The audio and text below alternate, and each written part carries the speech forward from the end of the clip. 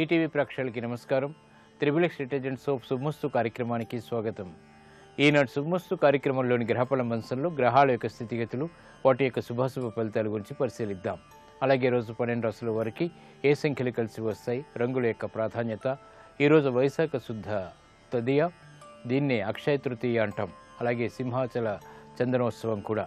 ఈ సందర్భంగా 12 రాశుల వారు ఏ దేవతల్ని పూజించాలి, ఏ పూలతో పూజించాలి, ఎటువంటి నైవేద్యాలు దేవతలకి నివేదించాలి అనేటువంటి అంశాలతో పాటు ముఖ్యంగా 12 రాశుల వారు ఈరోజు చేపట్టవలసినటువంటి కార్యక్రమాలు ఏమిటో కూడా పరిశీలిద్దాం. ముందుగా నేటి పంచాంగ వివరాలు. శ్రీ మన్మథనామ సంవత్సరం వైశాఖ మాసం, ఉత్తరాయణం, వసంత ఋతువు. ఈరోజు వైశాఖ శుద్ధ తదియ, దీన్ని అక్షయ తృతీయ అంటాం. ఈరోజు చేపట్టేటువంటి కార్యక్రమాలు మంచి మంచి ఆలోచనలు, అభివృద్ధిని కలిగిస్తాయి, ఐశ్వర్యాన్ని ప్రసాదిస్తాయి. ఇక ఈరోజు వారం జయవారం లేదా మంగళవారం.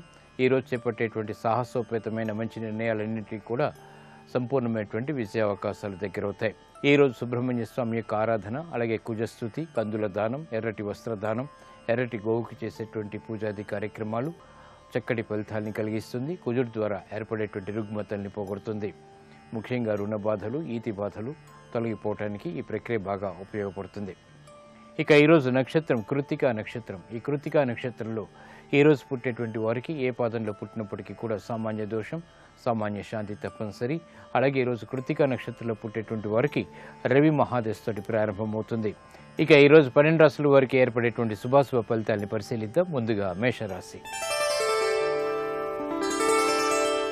ఈరోజు మేషరాశి వారిని పరిశీలించినట్టయితే ఆరోగ్యంలో మంచి మార్పులు చేకూరుతాయి. అలంకరణకి ప్రాధాన్యతనిస్తారు. సాహసోపేతమైనటువంటి నిర్ణయాలకు ఉపక్రమించగలుగుతారు. శ్రమ అధికంగా ఉన్నప్పటికీ విజయాలు వెన్నంటి ఉంటాయి. ఆర్థిక సంబంధ బాంధవ్యాలు మెరుగవుతాయి. చేపట్టేటువంటి కార్యక్రమాలపై సాహసోపేతమైనటువంటి నిర్ణయాలకు ఉపక్రమించగలుగుతారు. విదేశీ సంబంధిత లావాదేవీలు కూడా కలిసి వస్తాయి. ఉద్యోగ సంబంధిత వ్యవహారాల్లో ఏర్పడినటువంటి సమస్యలకు పరిష్కారాలు పొందగలుగుతారు. చేపట్టేటువంటి కార్యక్రమాల్లో ప్రోత్సాహం లభిస్తుంది. ఈ రోజు మీ అదృష్ట సంఖ్య 9. ఆకుపచ్చ వర్ణం రక్షణకి దోహదపడుతుంది. ప్రతికూల పరిస్థితుల్ని దూరం చేస్తుంది. అక్షయ తృతీయ సందర్భంగా మేషరాశి వారు నృసింహస్వామిని తెల్లటి పూలతో పూజించి పానకం, వడపప్పు నైవేద్యంగా నివేదించడం ద్వారా ఆశించినటువంటి కోరికలు వేగవంతంగా నెరవేరుతాయి. విద్యా సంబంధిత ప్రయత్నాలు ఈరోజు మీకు లాభిస్తాయి. ఈరోజు వృషభ రాశి వారిని పరిశీలించినట్టయితే వ్యయం ఎక్కువగా ఉంటుంది. స్థిరాస్తి విషయాల్లో జాగ్రత్తలు వహించాలి. రాజకీయ లబ్ధికే చేపట్టేటువంటి కార్యక్రమాల్లో ఆటంకాన్ని చవిచూస్తారు. వాహన సౌఖ్యం కొనసాగుతుంది. వృత్తి, వ్యాపార, ఉద్యోగ సంబంధిత కార్యక్రమాల్లో సంకట పరిస్థితులు తారసపడతాయి కాబట్టి జాగ్రత్తలు వహించాలి. ఆర్థిక వ్యవహారాల్లో ఆచితూచి నిర్ణయాలు తీసుకోవాలి. బరువు బాధ్యతలు పెరుగుతాయి. చేపట్టేటువంటి కార్యక్రమాల్లో శ్రద్ధ తగ్గుతుంది. ఆరోగ్య విషయంలో ప్రతికూలత పెరుగుతుంది. ఈ రోజు మీ అదృష్ట సంఖ్య 5. ఎరుపు వర్ణం ధైర్యాన్ని కలిగిస్తుంది. ప్రతికూల పరిస్థితుల్ని ఎదుర్కొనేటువంటి శక్తి సామర్థ్యాన్ని కలిగిస్తుంది. అక్షయ తృతీయ సందర్భంగా వృషభ రాశి వారు లక్ష్మీ నరసింహస్వామిని ఎర్ర గులాబీలతో పూజించి గారెలు నైవేద్యంగా నివేదించడం ద్వారా సంకట పరిస్థితులు దూరమవుతాయి. ఆర్థిక పరిస్థితి మెరుగవుతుంది. గృహ సంబంధిత కార్యక్రమాలు ఈరోజు మీకు సంతృప్తిని కలిగిస్తాయి. ఈరోజు మిథున రాశి వారిని పరిశీలించినట్టయితే ఆర్థిక వ్యవహారాల్లో వేగవంతమైనటువంటి అనుకూల మార్పులు చోటు చేసుకుంటాయి. ఆనందాన్ని కలిగిస్తాయి. దూకు నిర్ణయాల ద్వారా సమస్యలకు పరిష్కారాలు లభిస్తాయి. లాభదాయకమైనటువంటి కార్యక్రమ నిర్వహణ వ్యాపారరీత్యా కొనసాగించగలుగుతారు. రాజకీయ వ్యవహారాల్లో అనుకూల పరిస్థితులు ఆనందాన్ని కలిగిస్తాయి. కుటుంబ సఖ్యత పెరుగుతుంది. ప్రాధాన్యతతో కూడినటువంటి కార్యక్రమ నిర్వహణ కొనసాగించగలుగుతారు. ఆర్థిక వ్యవహారాల్లో బలం చేకూరుతుంది. చేపట్టేటువంటి కార్యక్రమాల్లో ప్రోత్సాహం వెన్నంటి ఉంటుంది. సంకోచ పరిస్థితులు దూరమవుతాయి. ఈ రోజు మీ అదృష్ట సంఖ్య 5. ఆకుపచ్చ వర్ణం రక్షణకి దోహదపడుతుంది. ఆహ్లాద పరిస్థితుల్ని ఆహ్వానిస్తుంది. అక్షయ తృతీయ సందర్భంగా మిథున రాశి వారు లక్ష్మీ నరసింహస్వామిని గన్నేరు పూలతో పూజించి అప్పాలు నైవేద్యంగా నివేదించడం ద్వారా ఆర్థిక లాభాలను వేగవంతంగా కూడగట్టుకోగలుగుతారు. వ్యాపార నిర్ణయాలు ఈరోజు మీకు లాభిస్తాయి. ఈరోజు కర్కాటక రాశి వారిని పరిశీలించినట్టయితే వినోదాల్లో పాల్గొంటారు. స్త్రీలు శుభవార్తలు వింటారు. చేపట్టేటువంటి కార్యక్రమాల్లో ఏర్పడినటువంటి ఆటంకాలను సడలించుకునేటువంటి పరిస్థితులు ఆనందాన్ని కలిగిస్తాయి. వృత్తి, వ్యాపార, ఉద్యోగ సంబంధిత కార్యక్రమాల్లో ఏర్పడినటువంటి సమస్యలకు పరిష్కారాలు కూడా పొందగలుగుతారు. కుటుంబ వ్యవహారాల్లో అనిశ్చితి తొలగిపోతుంది. చేపట్టేటువంటి కార్యక్రమాలపై పట్టు బిగించగలుగుతారు. విదేశీ లావాదేవీలు కలిసి వస్తాయి. విదేశీ సంబంధిత ఆర్థిక సహాయ సహకారాలు కూడా లభిస్తాయి. విద్యా సంబంధిత బలం చేకూరుతుంది. ఆరోగ్యంలో మాత్రం ప్రతికూలత కొనసాగుతుంది. ఈ రోజు మీ అదృష్ట సంఖ్య 2. తెలుపు వర్ణం ప్రశాంతతను పెంచుతుంది. ప్రతికూల పరిస్థితులను దూరం చేస్తుంది. అక్షయ తృతీయ సందర్భంగా కర్కాటక రాశి వారు లక్ష్మీనారాయణ్ణి తులసి దళాలతో పూజించి పులిహోరను నైవేద్యంగా నివేదించడం ద్వారా ఆర్థిక సంకట పరిస్థితులు దూరమవుతాయి. ఆధ్యాత్మిక కార్యక్రమాలు ఈరోజు మీకు సంతృప్తిని కలిగిస్తాయి. ఈరోజు సింహరాశి వారిని పరిశీలించినట్టయితే వ్యయం ఎక్కువగా ఉంటుంది. ఆదాయాన్ని పెంపొందింప చేసుకోలేకపోతారు. నూతన కార్యక్రమాల విషయంలో విఘ్నాన్ని చవిచూస్తారు. ఉద్యోగ సంబంధిత ప్రయత్నాల్లో ఆటంకాన్ని చవిచూస్తారు. వృత్తి వ్యాపార సంబంధిత కార్యక్రమాల్లో ఏర్పడినటువంటి సంకోచ పరిస్థితులు విస్మయాల్ని కలిగిస్తాయి. నూతన బాధ్యతలు బాగా పెరుగుతాయి. అభివృద్ధికే చేపట్టేటువంటి కార్యక్రమాల్లో విఘ్నాన్ని కూడా చవిచూస్తారు. గృహ సంబంధిత కార్యక్రమాల్లో ఆచితూచి నిర్ణయాలు తీసుకోవాలి. ఆరోగ్య విషయంలో ప్రతికూల పరిస్థితులు తారసపడతాయి. ఈ రోజు మీ అదృష్ట సంఖ్య 6. తెలుపు వర్ణం ప్రశాంతతని పెంచుతుంది. ప్రతికూల పరిస్థితుల్ని దూరం చేస్తుంది. అక్షయ తృతీయ సందర్భంగా సింహరాశి వారు లక్ష్మీ నరసింహస్వామిని గంధంతో పూజించి చక్కెర పొంగల్ నైవేద్యంగా నివేదించడం ద్వారా వ్యయం తగ్గుతుంది. ఆదాయం పెరుగుతుంది. ఆర్థిక లావాదేవీలు, సంభాషణలు, ప్రయత్నాలు ఈరోజు మీకు ఊరట కలిగిస్తాయి. ఈరోజు కన్యారాశి వారిని పరిశీలించినట్టయితే శోభతో కూడినటువంటి కార్యక్రమ నిర్వహణ వ్యాపారీత్యా కొనసాగుతుంది. ఆనందాన్ని కలిగిస్తుంది. వ్యాపార ప్రతిబంధకాల్ని ధైర్యంతో ఎదుర్కోగలుగుతారు. వృత్తిలో అభివృద్ధికి చేపట్టేటువంటి కార్యక్రమాలు కూడా కలిసి వస్తాయి. విద్యాపరమైనటువంటి చిక్కులు విడిపోతాయి. ప్రయాణాల విషయంలో జాగ్రత్తలు వహించాలి. రాజకీయ లబ్ధికే చేపట్టేటువంటి కార్యక్రమాలు కలిసి రావు. నూతన కార్యక్రమాలు వ్యాపారీత్యా ప్రారంభించినప్పటికీ ఆలస్యంతో కూడినటువంటి విషయాలు సాధించగలుగుతారు. స్థిరాస్తి విషయాల్లో జాగ్రత్తలు తప్పనిసరి. ఈ రోజు మీ అదృష్ట సంఖ్య 3. పసుపు వర్ణం త్వరితగతిని శుభాల్ని కలిగిస్తుంది. ప్రతికూల పరిస్థితుల్ని దూరం చేస్తుంది. అక్షయ తృతీయ సందర్భంగా కన్యా రాశి వారు శ్రీ మహాలక్ష్మీదేవిని చామంతి పూలతో పూజించి పాలు, పటికి బెల్లం నైవేద్యంగా నివేదించడం ద్వారా ఆర్థిక వ్యవహారాల్లో అభివృద్ధి గోచరిస్తుంది. ఆనందాన్ని కలిగిస్తుంది. ఉద్యోగ ప్రయత్నాలు ఈరోజు మీకు లాభిస్తాయి. ఈరోజు తులారాశి వారిని పరిశీలించినట్టయితే ఆర్థిక ఆకస్మిక అనుకూల మార్పులు ఆనందాన్ని కలిగిస్తాయి. వృత్తిలో అభివృద్ధికి చేపట్టేటువంటి కార్యక్రమాల్లో సంపూర్ణ విజయాల్ని సాధించగలుగుతారు. ఆత్మవిశ్వాసం పెరుగుతుంది. బలమైనటువంటి మిత్రుల ద్వారా ఆశించినటువంటి ప్రయోజనాలు దగ్గరవుతాయి. చేపట్టేటువంటి కార్యక్రమాల్లో ప్రోత్సాహాన్ని పెంపొందింప చేసుకోగలుగుతారు. అలసత్వంతో కూడినటువంటి కార్యాచరణ తద్వారా విజయాలు సిద్ధిస్తాయి. గృహ విషయాల్లో అనుకూల పరిస్థితులు ఆనందాన్ని కలిగిస్తాయి. ఆరోగ్యం పర్వాలేదు. ఈ రోజు మీ అదృష్ట సంఖ్య 5. ఎరుపు వర్ణం ధైర్యాన్ని కలిగిస్తుంది. ప్రతికూల పరిస్థితుల్ని ఎదుర్కొనేటువంటి శక్తి సామర్థ్యాల్ని కలిగిస్తుంది. అక్షయ తృతీయ సందర్భంగా తులారాశి వారు శ్రీ ధనలక్ష్మీ దేవిని రూపాయి నాణాలతో పూజించి క్షీరాన్నాన్ని నైవేద్యంగా నివేదించడం ద్వారా ఏలినాటి శని ద్వారా ఏర్పడేటువంటి వ్యయం దూరం అవుతుంది. ఆకస్మిక ఆదాయాన్ని పెంపొందింప చేసుకోగలుగుతారు. వ్యాపార నూతన ఒప్పందాలు ఈరోజు మీకు లాభిస్తాయి. ఈరోజు వృశ్చిక రాశి వారిని పరిశీలించినట్టయితే శత్రువులపై విజృంభించగలుగుతారు. కోర్టు సంబంధిత వ్యవహారాల్లో విజయాలు సిద్ధిస్తాయి. రాజకీయ లబ్ధికి చేపట్టేటువంటి కార్యక్రమాలు కలిసి వస్తాయి. ఉద్యోగ వ్యవహారాల్లో స్వతంత్ర ప్రతిపత్తి కలిగి ఉంటారు. నిర్ణయాల ద్వారా చేపట్టేటువంటి కార్యక్రమాల్లో విజయాలు దగ్గరవుతాయి. వృత్తి వ్యాపార ఉద్యోగ సంబంధిత కార్యక్రమాల్లో ప్రోత్సాహాన్ని పెంపొందింప చేసుకునేటువంటి అవకాశాలు దగ్గరవుతాయి. పెట్టుబడుల ద్వారా ఆశించినటువంటి లబ్ధి పెరుగుతుంది. నూతన కార్యక్రమాన్ని చకచకా ప్రారంభించగలుగుతారు. ఈ రోజు మీ అదృష్ట సంఖ్య 9. ఎరుపు వర్ణం ధైర్యాన్ని కలిగిస్తుంది. ప్రతికూల పరిస్థితుల్ని దూరం చేస్తుంది. ఆహ్లాద పరిస్థితుల్ని ఆహ్వానిస్తుంది. అక్షయ తృతీయ సందర్భంగా వృశ్చిక రాశి వారు లక్ష్మీ నరసింహస్వామిని చందనంతో అభిషేకించి దద్దోజనాన్ని నైవేద్యంగా నివేదించడం ద్వారా అదృశ్య సంఘటనలు గృహంలో చోటు చేసుకుంటాయి. ఆనందాన్ని కలిగిస్తాయి. విదేశీ సంబంధిత లావాదేవీలు, సంభాషణలు, ప్రయాణాలు ఈరోజు మీకు లాభిస్తాయి.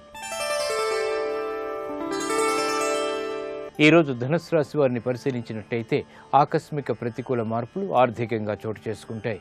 నూతన కార్యక్రమాల విషయంలో జాగ్రత్తలు వహించాలి. బాధ్యతలు బాగా పెరుగుతాయి. చేపట్టేటువంటి కార్యక్రమాల్లో పొరపాట్లు దొరికేటువంటి సంఘటనలు లేకపోలేదు. కార్యసిద్ధికే చేపట్టేటువంటి కార్యక్రమాలు విఘ్నాలతో ముగుస్తాయి. గృహ విషయాలు సామాన్యం. వృత్తి వ్యాపార ఉద్యోగ సంబంధిత కార్యక్రమాల్లో ఆచితూచి నిర్ణయాలు తీసుకోవాలి. ఆర్థిక సంబంధిత ఇబ్బందులు, ప్రబలమైనటువంటి సంఘటనలు లేకపోలేదు. ఆచితూచి తీసుకున్నటువంటి నిర్ణయాలు మాత్రమే గృహరీత్యా కూడా ఉపయోగపడతాయి. ఆరోగ్య విషయంలో జాగ్రత్తలు పాటించాలి. ఈ రోజు మీ అదృష్ట సంఖ్య 5. ఆకుపచ్చ వర్ణం రక్షణకి దోహదపడుతుంది, ఆహ్లాద పరిస్థితుల్ని కలిగిస్తుంది. అక్షయ తృతీయ సందర్భంగా ధనుస్సు రాశి వారు విష్ణుమూర్తిని, లక్ష్మీదేవిని సంపెంగ పూలతో పూజించి పులిహోర్ని నైవేద్యంగా నివేదించడం ద్వారా అష్టమ బృహస్పతి ద్వారా ఏర్పడేటువంటి అతి ప్రతికూలత దూరం అవుతుంది. ఆరోగ్య పరీక్షలు ఈరోజు మీకు మేలును కలిగిస్తాయి. ఈరోజు మకర రాశి వారిని పరిశీలించినట్టయితే ఆర్థిక వ్యవహారాల్లో ఏర్పడినటువంటి సమస్యలకు పరిష్కారాలు పొందగలుగుతారు. నూతన కార్యక్రమాలు ప్రారంభించగలుగుతారు. ఆలోచన సంపత్తి పెరుగుతుంది. వృత్తి, వ్యాపార, ఉద్యోగ సంబంధిత కార్యక్రమాల్లో బాధ్యతల్ని స్వీకరించగలుగుతారు. కార్యక్రమ నిర్వహణలో వేగవంతమైనటువంటి అనుకూల మార్పులు ఆనందాన్ని కలిగిస్తాయి. గృహరీత్యా చేపట్టేటువంటి కార్యక్రమాలు ప్రోత్సాహాన్ని కలిగిస్తాయి. పిల్లల ద్వారా ఆనందం లభిస్తుంది. నూతన సంబంధ బాంధవ్యాల ద్వారా ఆశించినటువంటి ప్రయోజనాలు దగ్గరవుతాయి, ఆనందాన్ని కలిగిస్తాయి. విదేశీ లావాదేవీలు కలిసి వస్తాయి. నూతన ఒప్పందాలు వ్యాపారీత్యా పనికి వస్తాయి. ఆశించినటువంటి ప్రయోజనాన్ని కలిగిస్తాయి. ప్రయాణాలు సుఖవంతం.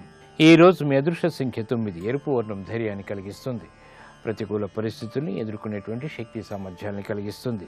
అక్షయ తృతీయ సందర్భంగా మకర రాశి వారు లక్ష్మీ గణపతిని బిల్వదళాలతో పూజించి గారెల్ని నైవేద్యంగా నివేదించడం ద్వారా విఘ్నాలు దూరం అవుతాయి, అభివృద్ధి ఏర్పడుతుంది. స్థిరాస్తి కొనుగోళ్లు ఈరోజు మీకు లాభిస్తాయి. ఈ రోజు కుంభరాశి వారిని పరిశీలించినట్టయితే మానసిక ధైర్యం కలిగి ఉంటారు. స్థిరాస్తి విషయాల్లో అనుకూల పరిస్థితులు ఆనందాన్ని కలిగిస్తాయి. వేగవంతమైనటువంటి మార్పులు గృహరీత్యా చేపట్టగలుగుతారు. వృత్తిలో అభివృద్ధి గోచరిస్తుంది. ఉద్యోగ ప్రయత్నాలు ఫలిస్తాయి.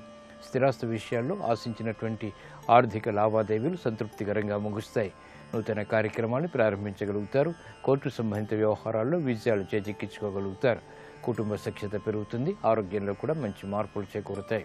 ఈ రోజు మీ అదృష్ట సంఖ్య 3. పసుపు వర్ణం త్వరితగతిని శుభాల్ని కలిగిస్తుంది, శుభవార్తల్ని తెచ్చిపెడుతుంది. అక్షయ తృతీయ సందర్భంగా కుంభరాశి వారు లక్ష్మీ నరసింహస్వామిని కనకాంబరాలతో పూజించి చక్కెర పొంగల్ నైవేద్యంగా నివేదించడం ద్వారా సాహస నిర్ణయాల ద్వారా విజయాలు సాధించగలుగుతారు. ఆర్థిక ప్రయత్నాలు ఈరోజు మీకు లాభిస్తాయి.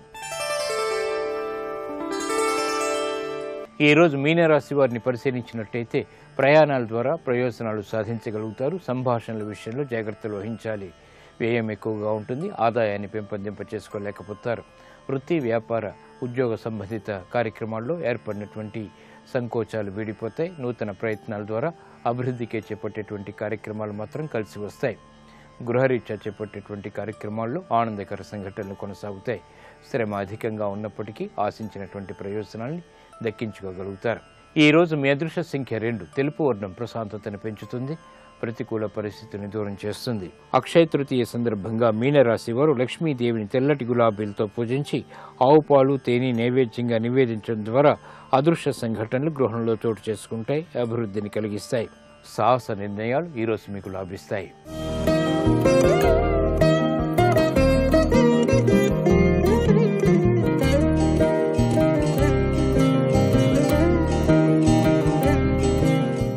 సర్వప్రియకరస్తస్య రామస్యాపి శరీరతః. పుట్టుకతో వచ్చింది లక్ష్మణస్వామికి ఆ లక్షణం. ఆయన తన శరీరాన్ని కూడా తనకన్నా ముందు పుట్టినటువంటి రామచంద్ర ప్రభువుకి అర్పించడానికి సర్వవేళలా సిద్ధంగా ఉండేవాడు. అది కృతకంగా ఏదో అన్నగారు ఉపకారం చేశాడనో అన్నగారి వల్ల కలిసి వచ్చిందనో కాదు. తనకన్నా ముందు పుట్టినవాడు. ఆ గౌరవం, ఆ ప్రేమ, ఎంత ప్రేమ అంటే ఆ అన్న అన్న మాటకి ఎంత గౌరవం ఇచ్చిందంటే శ్రీరామాయణంలో రామలక్ష్మణ భరత శత్రుఘ్నులు సర్వప్రియకరస్తస్య రామస్యాపి శరీరతః, తన శరీరాన్ని కూడా ఇచ్చేయడానికి లక్ష్మణస్వామి ఎప్పుడూ వెనకాడలేదు. రామలక్ష్మణుల యొక్క ప్రేమ అనన్య సామాన్యమైనటువంటి ప్రేమ. ఆయన లక్ష్మణో లక్ష్మి సంపన్నో బహిప్రాణ ఇవాపరః అన్నారు మహర్షి.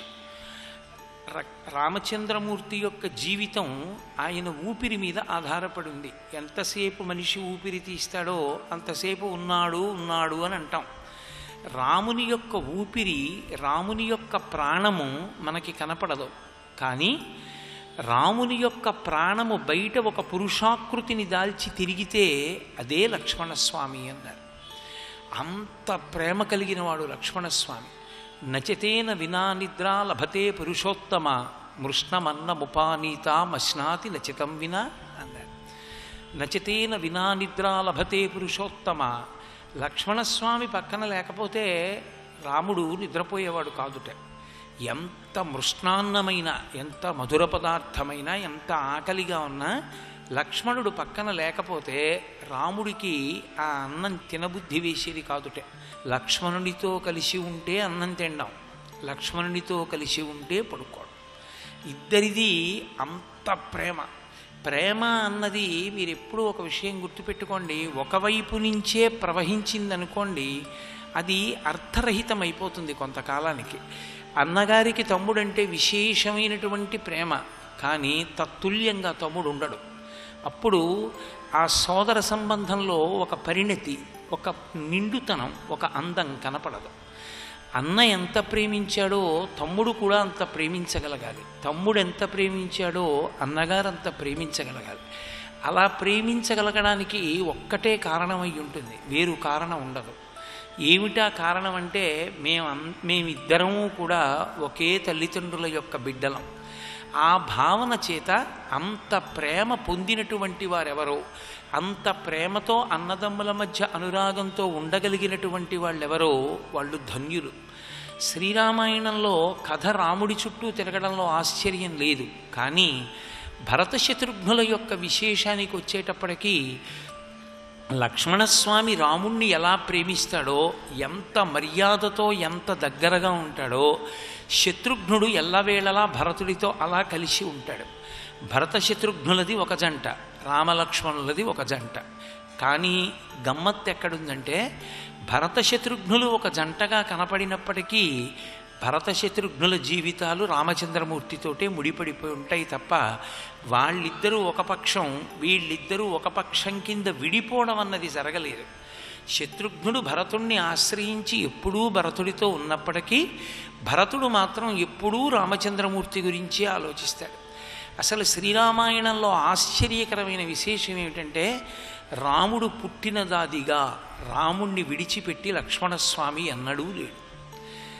నిజానికి రామచంద్రమూర్తి యొక్క అవతార పరిసమాప్తి కూడా ఎప్పుడు జరిగింది అంటే లక్ష్మణస్వామి వెళ్ళిపోతేనే రాముడు వెళ్ళిపోయాడు తప్ప లక్ష్మణస్వామి ఉన్నంత కాలం రామచంద్రమూర్తి యొక్క అవతార పరిసమాప్తి జరగలేదు.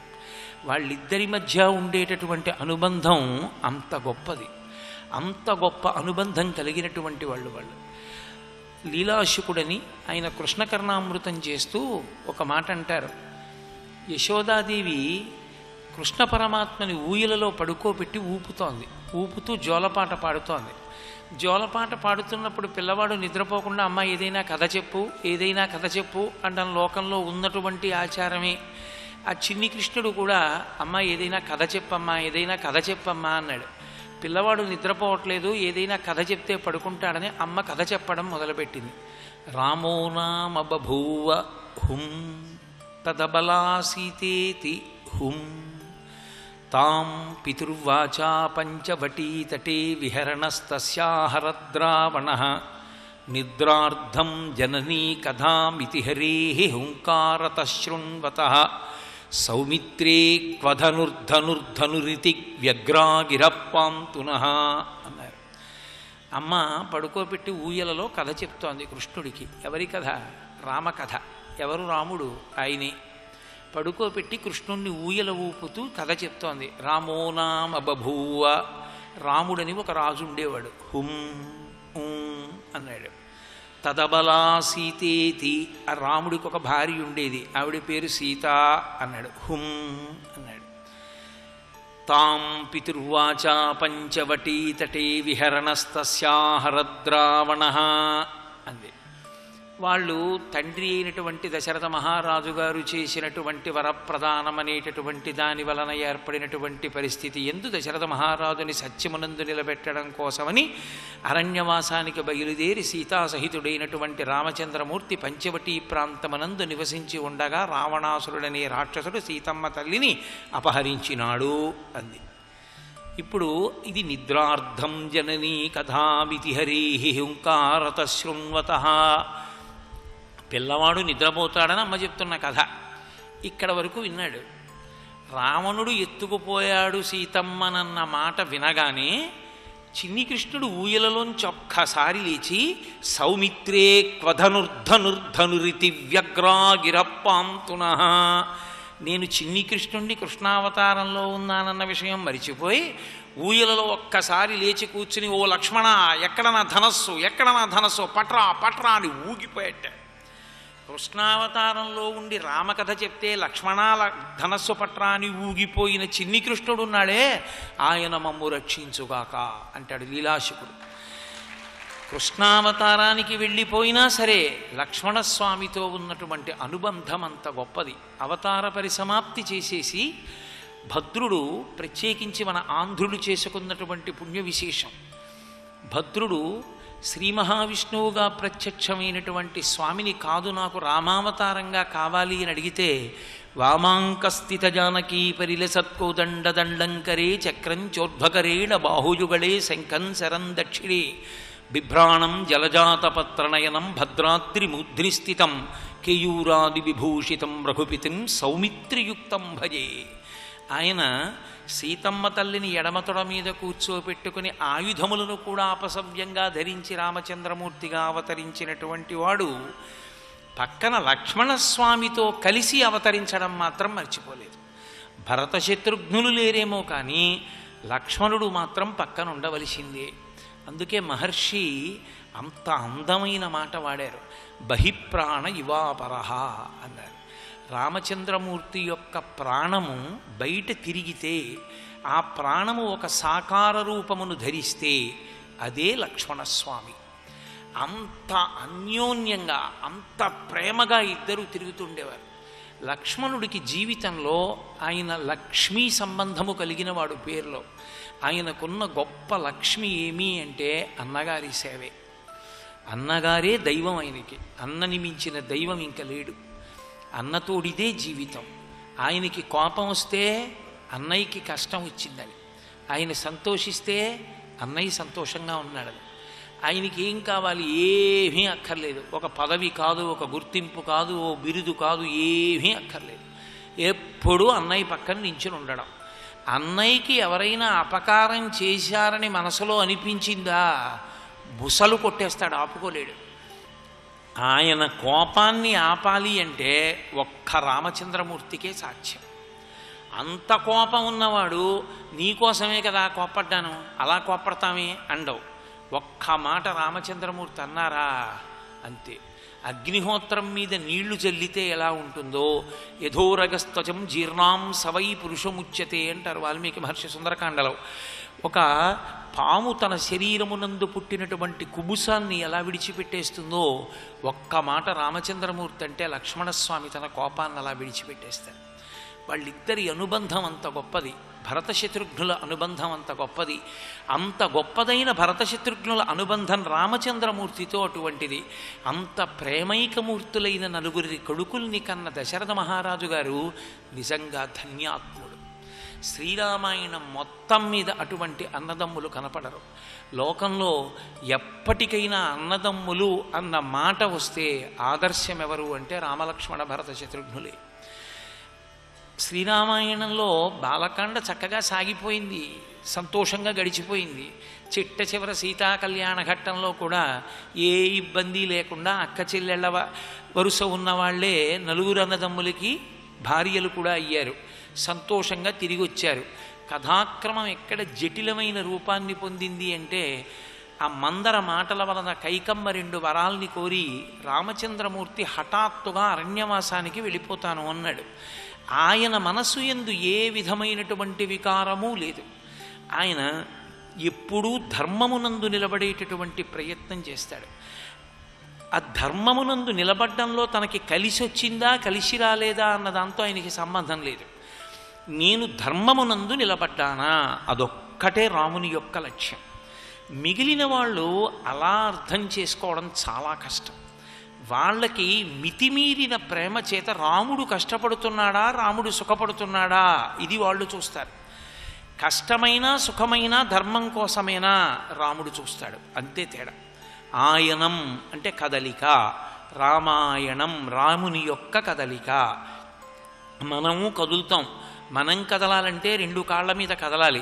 ఒక పాదం వెత్తి నేల మీద వేసి రెండో పాదాన్ని పైకెత్తాలి, రెండో పాదాన్ని దింపి మొదటి పాదాన్ని పైకెత్తాలి. రాముడు కూడా కదులుతాడు. రాముడికి ఒక పాదం సత్యం, ఒక పాదం ధర్మం. ధర్మం మీద ఊంచుకుని సత్యాన్ని కదుపుతాడు, సత్యం మీద ఊంచుకుని ధర్మాన్ని కదుపుతాడు. సత్యధర్మములు 2 అయిన పాదములు.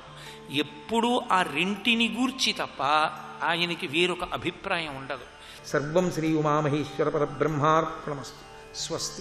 భరత శత్రుఘ్నులు లేకుండా సీతారామ లక్ష్మణులు ఉంటారేమో కానీ లక్ష్మణుడు లేని రాముడు ఉండడు. అంత ప్రేమైకమూర్తులు వాళ్ళు.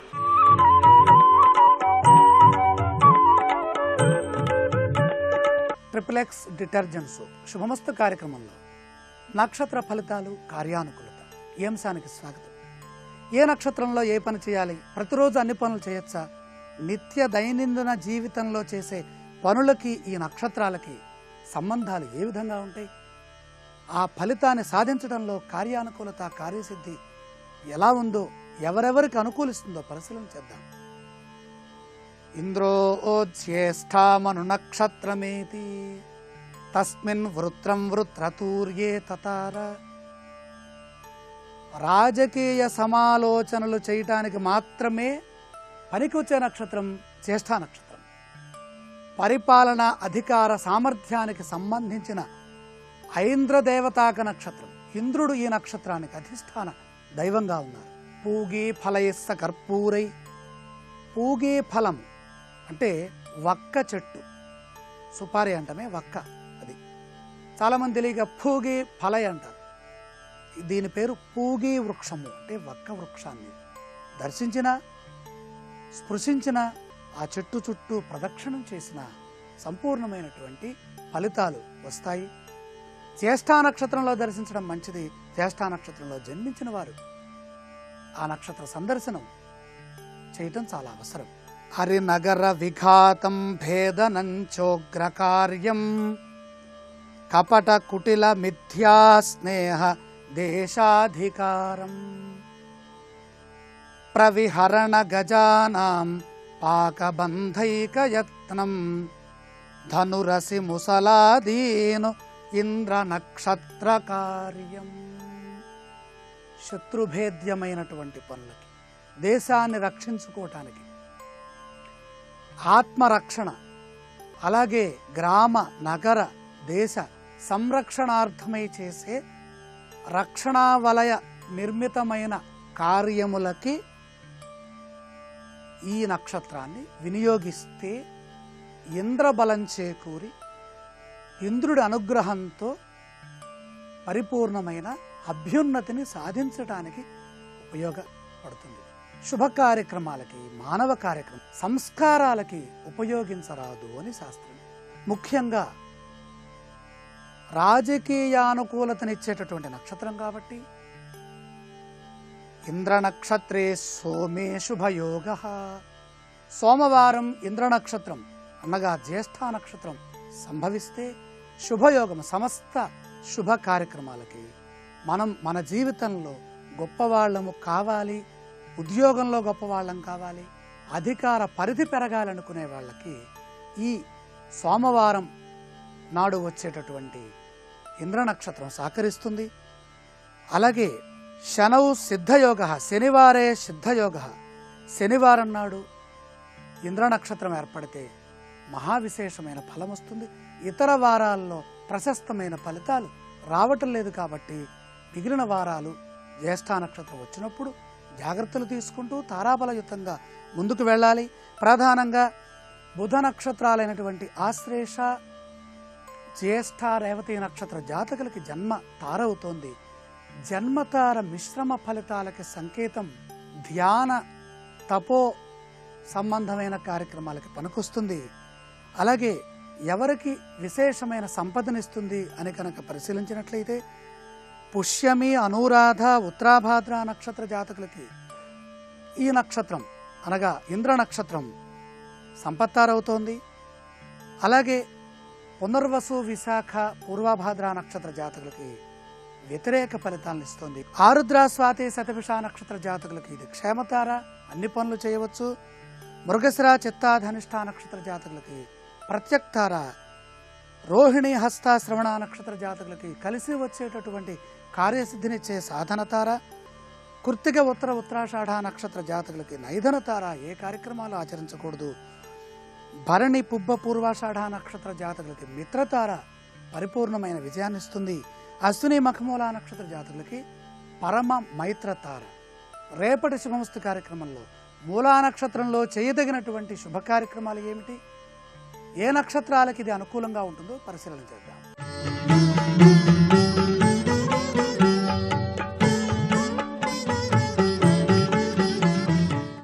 ఈరోజు ప్రదోష కాలంలో ప్రధానంగా సుబ్రహ్మణ్యేశ్వర స్వామి వారిని సందర్శించి కుజదోష పరిహారార్థమై మంగళదీపాన్ని కుజప్రీతిగా సమర్పించటం, సుబ్రహ్మణ్యేశ్వర స్వామి వారి దగ్గర కూడా ఒక దీపాన్ని సమర్పించటం, వీలైతే ఆంజనేయ స్వామి వారి దగ్గర దీపాన్ని సమర్పించి శక్తి కొలది పుష్పాలతో పూజ చేస్తే మంచి ఫలితాలు వస్తాయి.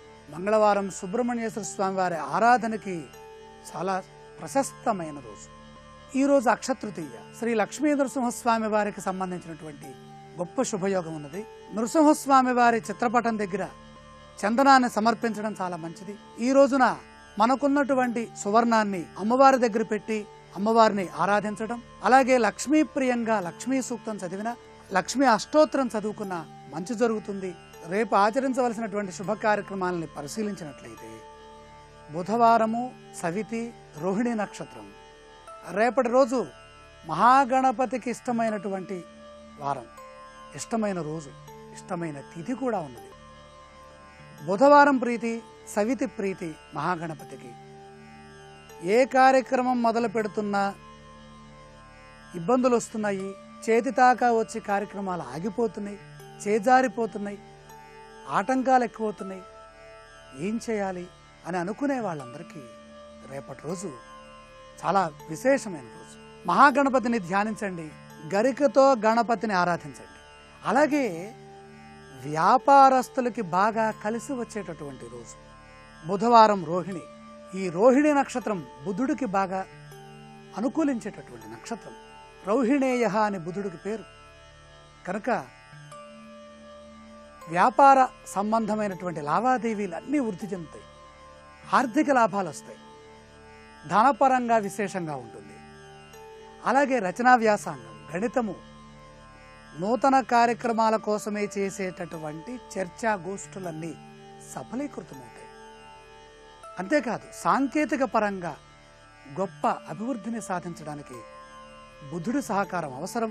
రేపటి రోజు బుధుడికి సంబంధించింది కాబట్టి మహావిష్ణుమూర్తిని ఆరాధించిన, లేదా సాంకేతిక పరంగా సమాచార పరంగా రచన, వ్యాసంగం, కవిత్వము, మాట్లాడటము, వ్యాపారం, అలాగే పెట్టుబడులు పెట్టడం, ఇవన్నీ పరిపూర్ణమైనటువంటి విజయాన్ని ప్రసాదిస్తాయి. ఆవునేతితో మహావిష్ణుమూర్తికి దీపారాధన సమర్పించి నమస్కారం చేస్తే, అలాగే గో సందర్శనం, గోవుకి ఆకుకూరలు తినిపించడం, గోవుకి పశుగ్రాసం గడ్డిని పెట్టడం, ఆహారంగా పెట్టి ఆ గోమాతకి చుట్టూ నమస్కారం చేసి ప్రదక్షిణం చేస్తే చక్కగా సత్ఫలితాలు వస్తాయి.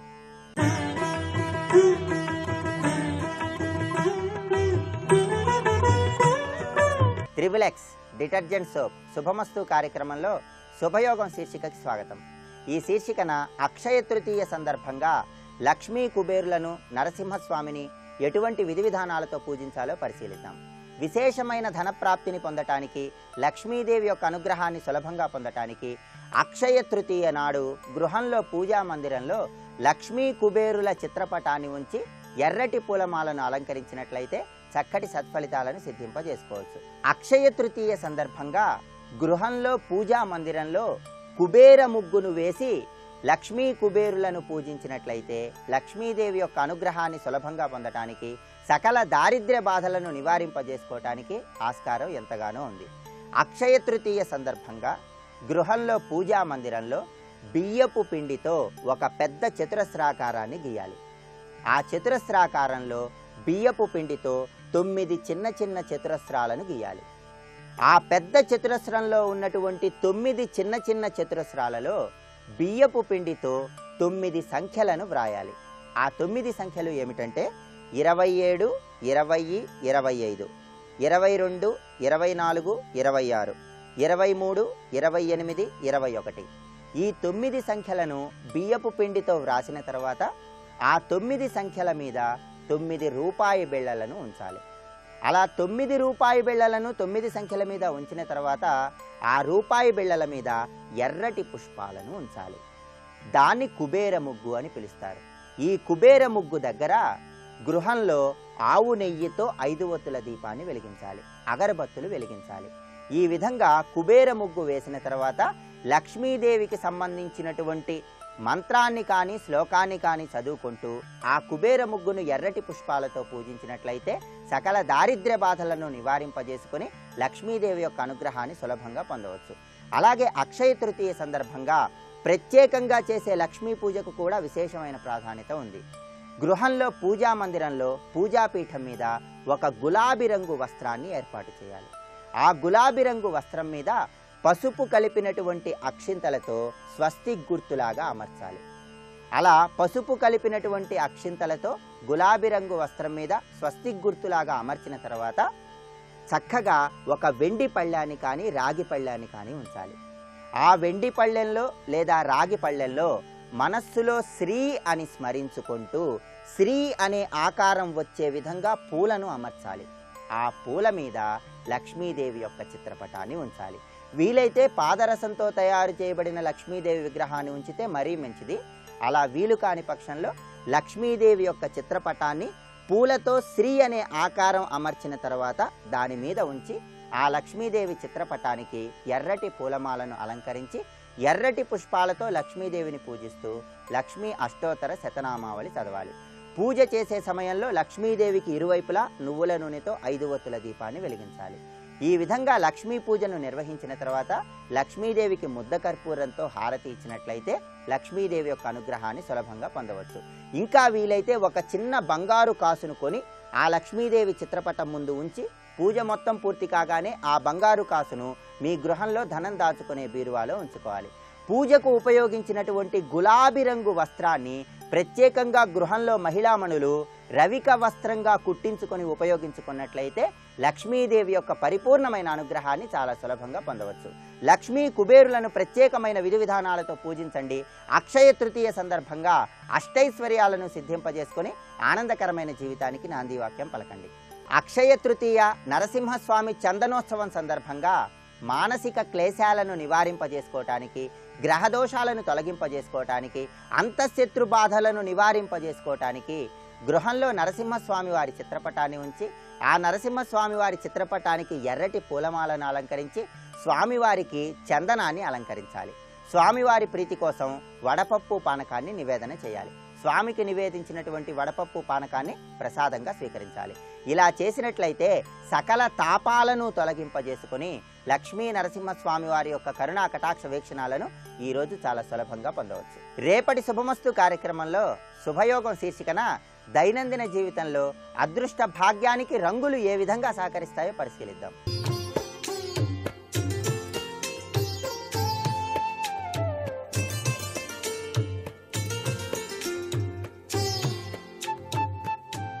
ట్రిపుల్ ఎక్స్ డిటర్జెంట్ సోప్ శుభమస్తు కార్యక్రమంలో గృహబలం అంశానికి స్వాగతం. ఈరోజు అక్షయ తృతీయ. సింహాచల క్షేత్రంలో వెలసినటువంటి వరాహ లక్ష్మీ నరసింహస్వామి వారికి చందనోత్సవం కూడాను చాలా చక్కగా జరిపేటువంటి సుదినం. అలాగే లక్ష్మీదేవి స్థిరంగా తమ గృహాలలో ఉండటానికి వీలుగా ఈ రోజున ప్రతి గృహంలోనూ కూడా లక్ష్మీదేవి పూజ చేయటం సాంప్రదాయ లక్షణంగా ప్రతి ఒక్కరూ కూడా గుర్తిరగాలి.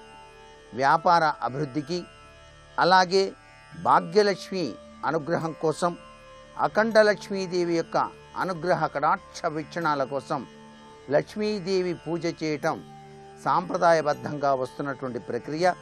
స్థిర సంపదలనిచ్చేటువంటి లక్ష్మీదేవిని ఈ రోజున గృహంలో ఏ విధంగా పూజ చేస్తే సత్ఫలితాలు కలుగుతాయో అనేటువంటి విషయం వాస్తుశాస్త్రరీత్యా కూడా గ్రహించటం అవసరం కాబట్టి ఈరోజు అక్షయ తృతీయ సందర్భంగా ప్రతి ఒక్కరూ కూడాను తమ గృహంలో లక్ష్మీదేవి స్థిరంగా ఉండటానికి వీలుగా చక్కగా లక్ష్మీదేవికి అష్టపద పద్మంతో ముగ్గును వేసి ఆ ముగ్గు మధ్యలో లక్ష్మీదేవి యొక్క ప్రతిమను ఉంచి దాని పక్కన శంఖువును అలాగే కస్తూరికాయ లేక ఏకాక్షి నారికేళం గనక ఉన్నట్లయితే వాటిని కూడా ఉంచి లక్ష్మీ అష్టోత్తర నామావళి ఎర్ర తెలుపు రంగులు కలిగినటువంటి పూలతో కనుక పూజ చేసి అమ్మవారికి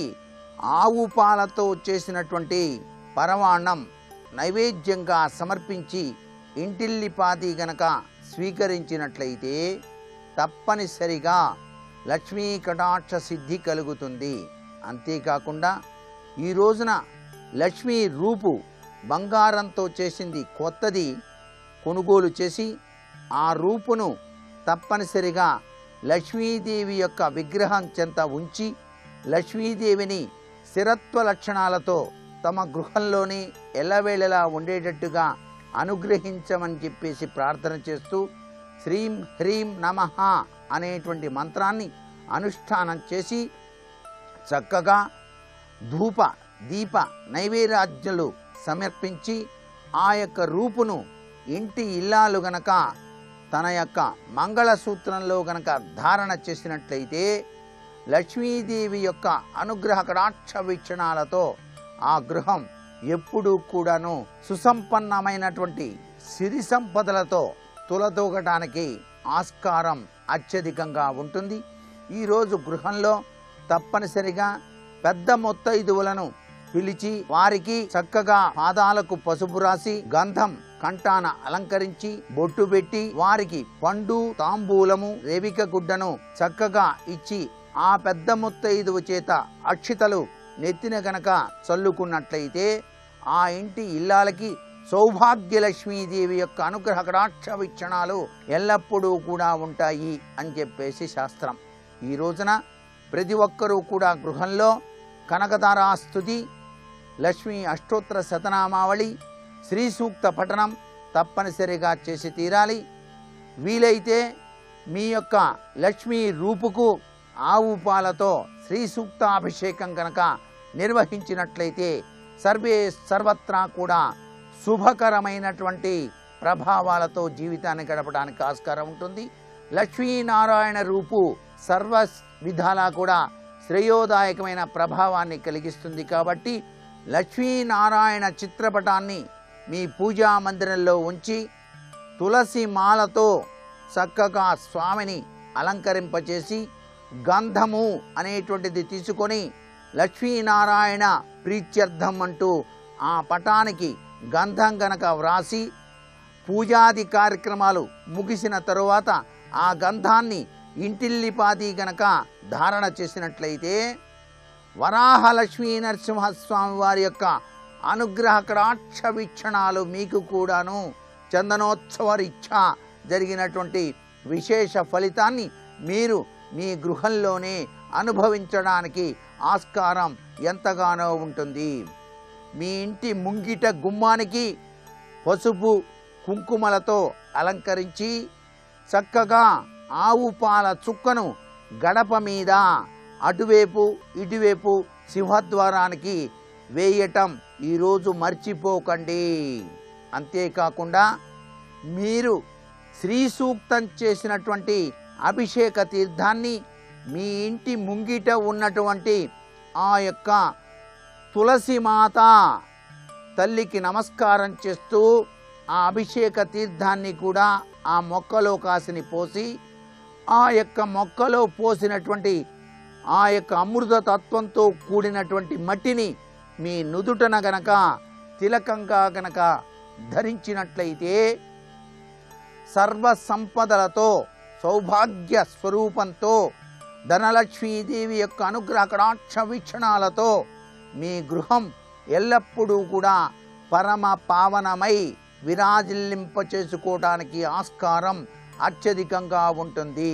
గోమాతను చక్కగా అలంకరించి ఆ తల్లి యొక్క పృష్ఠభాగానికి లక్ష్మీ అష్టోత్తర నామావళి పూలతో పూజ చేసి గోవు చుట్టూతా కూడా ఇంటిలో ఉన్నటువంటి దంపతులు ఇరువురు కూడా ప్రదక్షిణం చేసి ఆ గోవుకు నమస్కృతాంజలి ఘటించి పండ్లు లేక చక్కటి ఆహార పదార్థాన్ని గనక గోవుకు గనక ఈరోజు తినిపించినట్లయితే లక్ష్మీదేవి యొక్క అనుగ్రహ కటాక్ష వీక్షణాలతో మీ గృహం పరమ పావనమై విరాజిల్లుతుంది అని చెప్పడంలో ఏమాత్రం సందేహం లేదు. ఈ అక్షయ తృతీయ నాడు రాగి నాణెం గనక ఉన్నట్లయితే మీరు పూజా మందిరంలో ఉంచి ఒక పసుపు గుడ్డలో చక్కగా చుట్టి పూజ చేసి ఆ రాగి నాణ్యాన్ని మీ ఇనుప బీరువాలో ధనం దాచుకునేటువంటి చోట గనక ఉంచినట్లయితే లక్ష్మీదేవి ఆగమనం మీ ఇంట సుస్థిరంగా ఉంటుంది. మరికొన్ని ముఖ్య విషయాలు రేపటి శుభమస్తు కార్యక్రమంలో తెలుసుకుందామా? మరి సర్వే జనా సుఖినో భవంతు.